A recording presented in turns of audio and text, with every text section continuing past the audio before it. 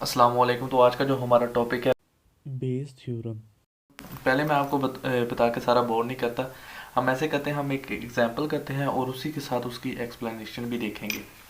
तो फार्मूला आप देख रहे हैं, फार्मूला बस इसका क्या होता है, ये होता है जिसमें हमारे पास ये क्या होती है, ये हमारे पास टोटल प्रोबेबिलिटी होती है। इसे टोटल प्रोबेबिलिटी भी कहते हैं, या हमारे पास थ्योरम प्रोबेबिलिटी भी कह सकते हैं आप इसे। अच्छा, तो अगर हमारे पास एक एग्जांपल हो, एक बोल्ट फैक्ट्री है हमारे पास, उसमें हमारे पास मशीन्स हैं A B C, ठीक है। A B C 3 हमारे पास क्या है, मशीन्स हैं। इसमें हमारे पास क्या है कि जो मशीन अब ये मैन्युफैक्चर्स करती हैं 25 35 एंड 40, ठीक है। इतने परसेंट ये क्या करती है, मैन्युफैक्चर करती है। ए क्या कर रही है, 25, बी क्या कर रही है, 32, और सी क्या कर रही है, 40% मैन्युफैक्चर कर रही है। टोटल आउटकम जो, यानी कि टोटल वो मैन्युफैक्चर्स कर रही है, उसमें से 25% ए करता है, 35% बी करता है जो मशीन है, और हमारे पास जो 40% है वो सी करती है मशीन, ठीक है। अब ये हमारे पास क्या होगा, ये हमारे पास अब देखें तो इसे हम कहेंगे प्रायर प्रोबेबिलिटीज। यानी कि जो ओरिजिनल हमारे पास होती है प्रोबेबिलिटी, उसे हम क्या कहते हैं, उसे हम प्रायर प्रोबेबिलिटी कहते हैं। इतना आपको समझ आ गया। यानी कि हमारे पास ये जो ये वाली प्रोबेबिलिटी यहाँ पर पड़ी हुई है, ये वाली प्रोबेबिलिटी हमारे पास यहाँ पर पड़ी हुई है, ये हमारे पास क्या है, ओरिजिनल प्रोबेबिलिटी, या हम इसे क्या कहते हैं, प्रायर प्रोबेबिलिटी। अच्छा, अब वो कहता है कि हमारे पास जो इसमें ए की जो हमारे पास मैन्युफैक्चर होती हैं, उसमें से 5% जो हैं वो डिफेक्टिव बोर्ड्स निकलती हैं, और बी की हमारे पास कितनी निकलती हैं, 4% हमारे पास डिफेक्टिव निकलती हैं, और सी की हमारे पास 2% डिफेक्टिव निकलती हैं। फिर से सुन लें, 3 मशीन्स हैं। टोटल जो हमारे पास उसकी आउटकम आ रही है, जो मैन्युफैक्चर वो कर रहे हैं, उसकी 20% ए, बी हमारे पास 35%, सी हमारे पास 40% कर रहा है। ये हमारे पास क्या, ओरिजिनल प्रोबेबिलिटीज़। अब वो क्या कह रहा है, वो डिफेक्टिव का बता रहा है कि इन्हीं में से ये जो जितनी जितनी आउटकम्स या जितनी जितनी हमारे पास प्रोडक्ट बना रही हैं, मैन्युफैक्चर कर रही हैं, उसमें से 5% डिफेक्टिव तो ए की निकलती है। बी की हमारे पास कितनी निकलती है, 4। सी की हमारे पास कितनी निकलती है, 3। अब यहाँ पर ये चीज़ क्या है, कंडीशनल प्रोबेबिलिटी है। एक चीज़ हमें पहले ही बता दी गई है। बात की आपको समझ आ रही है। कंडीशनल प्रोबेबिलिटी हमारे पास क्या होती थी, हमारे पास एक एडिशनल इन्फॉर्मेशन होती थी, जिसकी वजह से हमारे पास सैंपल स्पेस हमारी क्या होती थी, रिड्यूस हो जाती थी। अब यहाँ पर देखें, एडिशनल इन्फॉर्मेशन ही हमें दे रहा है ना, कि एक ओरिजिनल प्रोबेबिलिटी तो दे दी, मजीद हमें ये बता रहा है कि डिफेक्टिव भी है, और ए में से जो है वो हमारे पास क्या है, वो 5% होते हैं। तो ये जो हमारे पास कंडीशनल प्रोबेबिलिटी आ रही है, इसे हम क्या कहेंगे, इसे हम पोस्टीरियर या हमारे पास इनवर्स प्रोबेबिलिटी कहेंगे।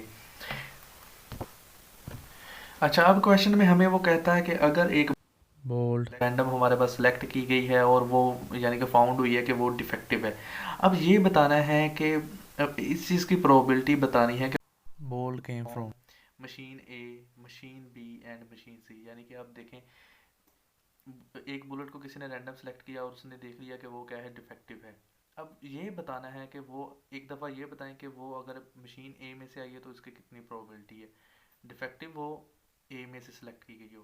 फिर हमारे पास डिफेक्टिव वो अगर बी में से सिलेक्ट की गई हो, और डिफेक्टिव वो सी में से सिलेक्ट की गई हो। ये तीन हमने फाइंड करनी है। ये देखें, हमारे पास क्या हो, अब देखें, मशीन ए में से हो और डिफेक्टिव हो, ये एक फाइंड करना है। अब मशीन बी में से हो, गिवन डैट वो क्या हो, डिफेक्टिव हो, बुलेट, ठीक है।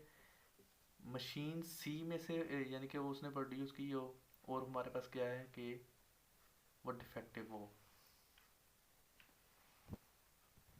तो ये देखें, अगर हमारे पास ये देखें probability of A given B है, तो आपने उसे किस तरह, यानी कि ये देखें इस तरह आपने उसे सारा लिखना था। यानी कि कैसे लिखना था, देखें, probability of A given B, तो इसमें हमारे पास क्या है, प्रोबेबिलिटी ऑफ ए ऐसे ही आएगा, फिर प्रोबेबिलिटी ऑफ बी गिवन ए, ठीक है। यानी देखें, प्रोबेबिलिटी ऑफ ए एक दफ़ा आपने लिखना था, फिर प्रोबेबिलिटी ऑफ ई गिवन ए, ऐसे लिखा है।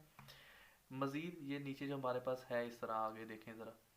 यानी कि अब टोटल प्रोबेबिलिटी, यानी कि इस तरह ही हमारे पास प्रोबेबिलिटी ऑफ ए, प्रोबेबिलिटी, ये तो एक दफ़ा वैसे ही आ गया, plus probability of second machine, फिर उसके बाद में उसकी जो डिफेक्टिव है वो, प्रोबेबिलिटी ऑफ थर्ड मशीन, उसकी जो डिफेक्टिव है वो।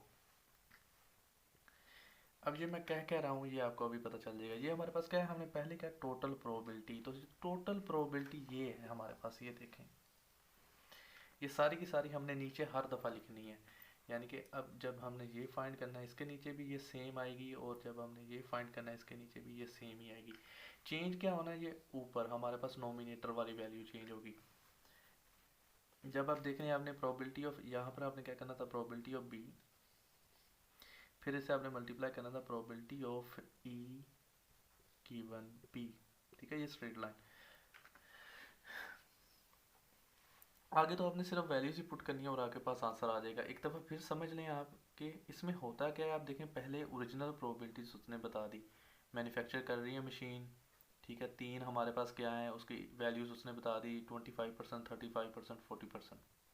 सेकंड स्टेप में उसने क्या किया, उसने अपने हमें कंडीशनल प्रोबेबिलिटी बता दी है। क्या, किस तरह, यानी कि एडिशनल इन्फॉर्मेशन दी है एक, यानी कि ओरिजिनल इन्फॉर्मेशन के अलावा एडिशनल इन्फॉर्मेशन जो दी है वो हमारे पास कंडीशनल प्रोबेबिलिटी होगी, या हमारे पास पोस्टीरियर या इनवर्स प्रोबेबिलिटीज़ होंगी।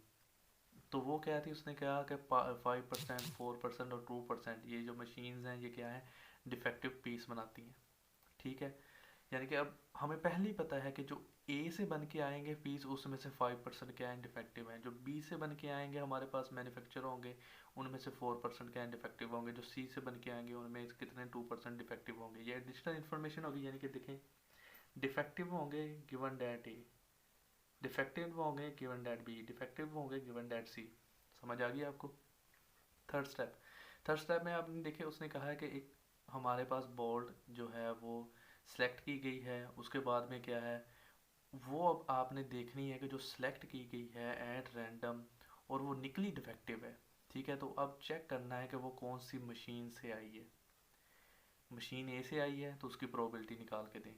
ठीक है, एक दफ़ा उसने ये कहना है कि चेक करें कि वो मशीन ए से आई है, वो खुद कहता है आपको चेक करके दे।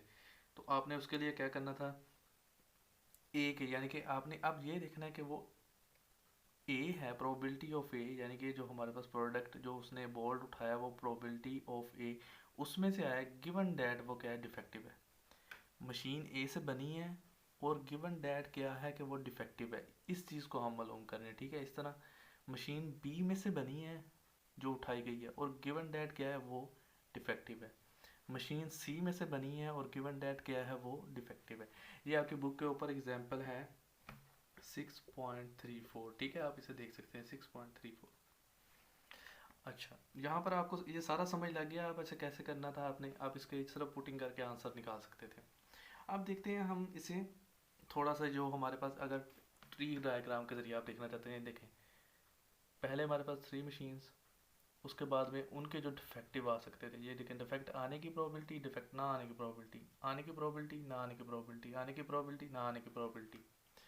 तो अब ये देखें हमारे पास क्या होगा जब हमारे पास, अब देखें यहाँ पर हमें ये क्या बता रहा होगा कि ए से हो डिफेक्टिव हो, ए से है डिफेक्टिव है, बी से हो डिफेक्टिव हो, सी से हो डिफेक्टिव हो। ठीक है, और ये टोटल के तौर पर हम नीचे यूज़ करते हैं, यानी कि टोटल प्रोबेबिलिटी। अब ये जो थ्योरम है इसे हम क्या कहते हैं, बेस थ्योरम। ये हमारे पास एक इंग्लिश क्लर्जीमैन था थॉमस बाइस, उसके ऊपर यानी उसने इसे ड्राइव करवाया था। और ये फर्स्ट हमारे पास कब ये हमारे पास यूज़ किया गया था, ये हमारे पास एक पेपर में यूज़ किया गया था जो हमारे पास पब्लिश था 1763 के अंदर। और बेस थ्योरम को हम आल्सो कहते हैं formula for probability of hypothesis, क्योंकि आगे जाके यानी कि हमारे पास जो होते हैं ना बेसियन स्टैटिस्टिक्स, उसके अंदर हमारे पास इसके ज़रिए हम हाइपोथेसिस यानी कि हाइपोथेसिस भी हम इसके ज़रिए टेस्टिंग उसकी करते हैं कि हमारे पास वो इक्वल हैं कि नहीं है। इस लिहाज से सारा हम आगे देखते हैं। तो आज का हमारा टॉपिक इतना ही था, आज के लिए इतना ही। अल्लाह हाफिज़।